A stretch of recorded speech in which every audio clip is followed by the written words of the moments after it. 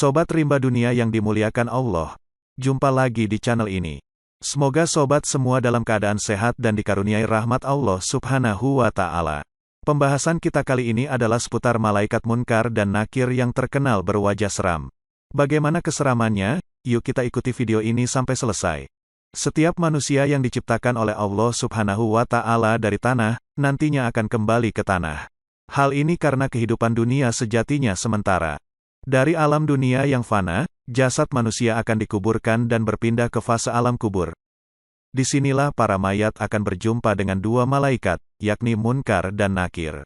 Keduanya memang diciptakan Allah dari cahaya, namun penampilan mengerikan mereka mampu membuat siapapun bergetar ketakutan. Setiap roh akan ditanya sejumlah pertanyaan yang hanya bisa dijawab sesuai dengan kadar keimanannya. Mungkin sudah pernah membaca sejumlah informasi tentang wujud para malaikat Allah Subhanahu wa Ta'ala. Sebagai contoh, malaikat Jibril dengan 600 sayap yang dapat membentang dari timur ke barat. Atau, malaikat Israel yang memiliki 4 wajah, yakni, di muka, kepala, punggung, dan telapak kaki. Hal ini sesuai dengan sabda Rasulullah SAW yang mengatakan bahwa setiap roh dari orang yang telah dikuburkan akan berjumpa dengan dua malaikat hitam dan biru, bernama Munkar dan Nakir. Ketika seseorang telah diletakkan di dalam kuburnya, maka malaikat Munkar dan Nakir mendatanginya. Keduanya adalah malaikat yang keras, kasar, hitam kebiruan warnanya seperti malam yang gelap gulita, suaranya seperti petir yang menggelegar, matanya seperti api yang menyala-nyala, gigi-giginya seperti tombak, rambutnya terseret di atas tanah dan di kedua tangannya terdapat alat pemukul menyerupai palu dan jikalau jin dan manusia semua berkumpul untuk mengangkatnya maka tidak akan mampu. Baiklah, untuk lebih memperjelas gambaran malaikat Munkar dan Nakir mari kita bahas dan pahami bersama wujud malaikat tersebut dengan berdasarkan hadis dan riwayat yang bisa kita percayai. Munkar dan Nakir mempunyai tugas memberikan 6 pertanyaan kepada mayat di alam kubur. Nama malaikat Munkar dan Nakir sebagai pemberi ujian di alam kubur memang tidak tercantum dalam Al-Quran. Meskipun begitu, sejumlah hadis Rasulullah menegaskan tentang keberadaan mereka untuk akhirnya diimani setiap muslim. Tugas malaikat Munkar dan Nakir yaitu untuk memberi ujian berupa pertanyaan-pertanyaan kepada roh di alam kubur. Berikut 6 pertanyaan yang kelak diajukan kedua malaikat Allah tersebut berdasarkan sabda Rasulullah SAW. 1. Man Robuka, siapa Tuhanmu? 2. Ma'adinuka, apa agamamu? 3. Man Nabiyuka, siapa nabimu? 4. Ma Kitabuka, apa kitabmu? 5.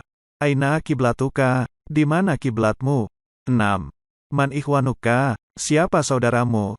Ketika jasad manusia telah dikuburkan, tidak serta-merta dirinya langsung berhadapan dengan pertanyaan-pertanyaan malaikat Munkar dan Nakir.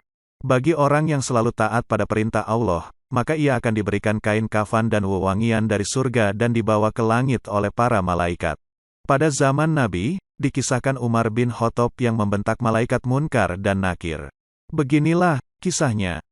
Malaikat Munkar dan Nakir sangat dikenal dengan perawakan mengerikannya.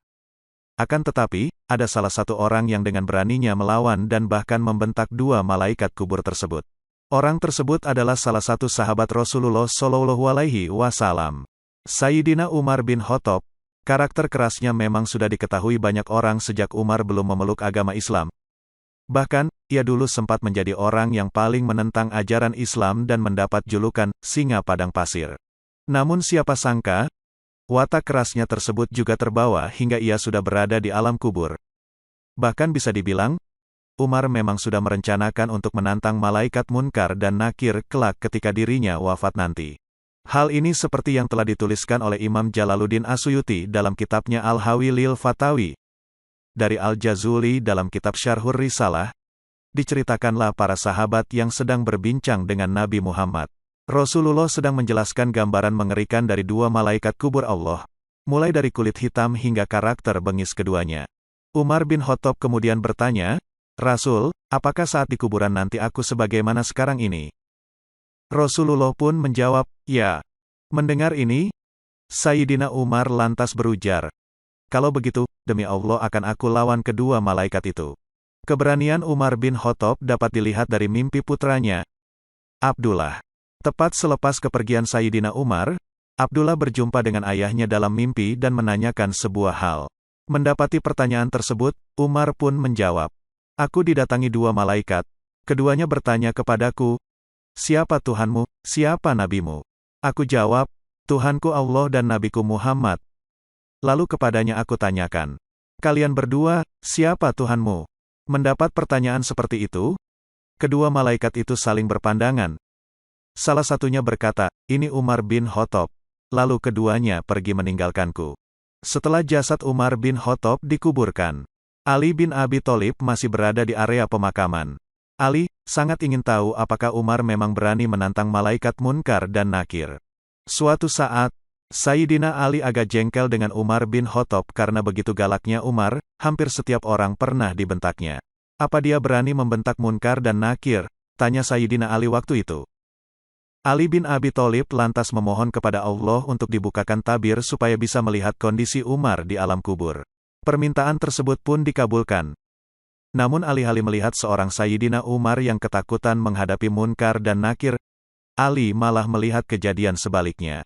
Umar bin Khattab justru bangkit dan membentak Munkar dan Nakir seraya berkata, "Hai Munkar Nakir, kalian tahu sedang berhadapan dengan siapa? Kalian itu sedang berhadapan dengan temannya Akhobal Kholki Ilallah, manusia yang paling dicintai Allah." Malaikat Munkar dan Nakir lalu bertanya kepada Allah. Allah kemudian berkata agar keduanya bersikap lebih sopan kepada orang-orang mukmin layaknya Umar bin Khattab. Sejak kejadian tersebut Munkar dan Nakir tidak selalu berpenampilan menyeramkan. Kendati Rasulullah telah membocorkan pertanyaan-pertanyaan yang akan diajukan malaikat Munkar dan Nakir kelak di kubur nanti, ujian tersebut hanya bisa dijawab sesuai dengan kadar keimanan seseorang. Memang, ada sejumlah golongan yang terlepas dari pertanyaan dua malaikat kubur tersebut.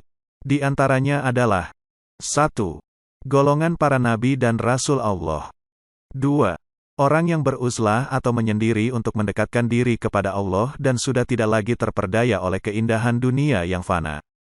3. Orang yang meninggal dalam keadaan syahid dan mempertahankan keimanan kepada Allah Subhanahu wa Ta'ala. 4. Orang yang senantiasa meyakini kebesaran Allah. 5. Orang yang rajin membaca surat Al-Mulk setiap malam. 6. Orang yang meninggal karena penyakit sampar. 7. Orang yang meninggal karena busung lapar. 8. Orang yang meninggal di hari Jumat. 9. Orang yang meninggal karena bencana alam. Namun tentunya, setiap muslim tidak tahu nasib yang akan ia alami di masa depan. Oleh sebab itu, sangat penting untuk memperbaiki diri setiap hari dan memperbanyak amal soleh sejak sekarang. Jangan pernah sekalipun meninggalkan kewajiban sholat 5 waktu, membiasakan membaca Al-Quran, dan memperdalam materi ilmu agama. Itulah tadi sekilas ulasan dan gambaran tentang malaikat Munkar dan Nakir, malaikat yang menanyai di alam kubur. Semoga informasi tadi tidak hanya menambah pengetahuan tentang Islam, tetapi juga meningkatkan keimanan kepada Allah Subhanahu wa Ta'ala.